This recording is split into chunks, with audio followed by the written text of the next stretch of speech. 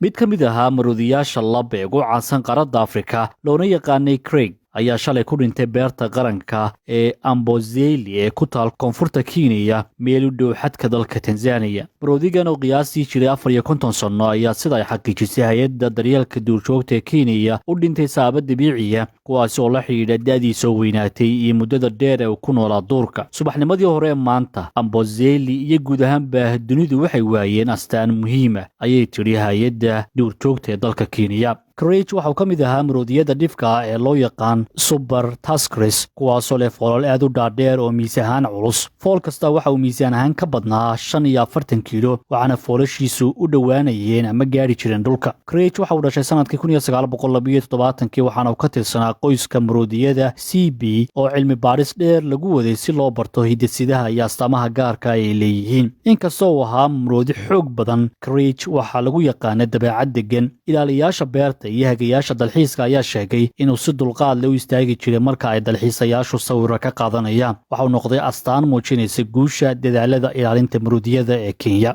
Craig waxa uu dhalay maroodiyo dhowr ah taasoo gacan ka geysatay sii gudbinta hidde-sidayaal naadir ah gaar ahaanna kuwa leh folasha waaweyn oo haatan dhifka ah dunida sababa la xidhiidha ugaarsiga sharci darrada ee lagu hayay 10 sano. Cimrigiisa dheer waxaa lagu tilmaamay guul ay wada gaadheen hay'adda ilaalinta duurjoogta ee Kenya iyo bulshada deegaanka kuwaasoo si joogta uga ilaalinaya ugaarsadayaasha. Craig sidoo kale waxa uu caan ka noqday olole wacyigelin ah oo ay samaysay shirkad soo saarta cabitaanada oo laga leeyahay dalka Kenya taasoo sanadkii 2021 astaan ka dhigatay sawirka maroodigan si ay u dhiirigeliso ilaalinta duurjoogta. Sanadkii la soo dhaafay in ka badan 2 milyan oo dalxiisayaal ayaa booqday Kenya kuwaasoo intooda badan ay u tageen inay daawadaan duurjoogta ku nool beeraha xayawaanka ee dalkaasi iyadoo dalxiisku 10% ka yahay dakhliga guud ee dalka Kenya. Dalxiiska ayaa si toos ah uga qayb qaata shaqo abuurka, horumarinta adeegyada bulshada iyo maalgelinta ilaalinta duurjoogta gaar ahaan xayawaanka dhifka ah ama sii dabargo'aya. Sidoo kale dakhliga ka soo xarooda dalxiiska ayaa ka caawiyay dowladda iyo hay'adaha deegaanka ee Kenya inay taageeraan barnaamijyada ilaalinta duurjoogta iyo horumarinta kaabayaasha dalxiiska. Cabdicasiis Ciidid Cilmi,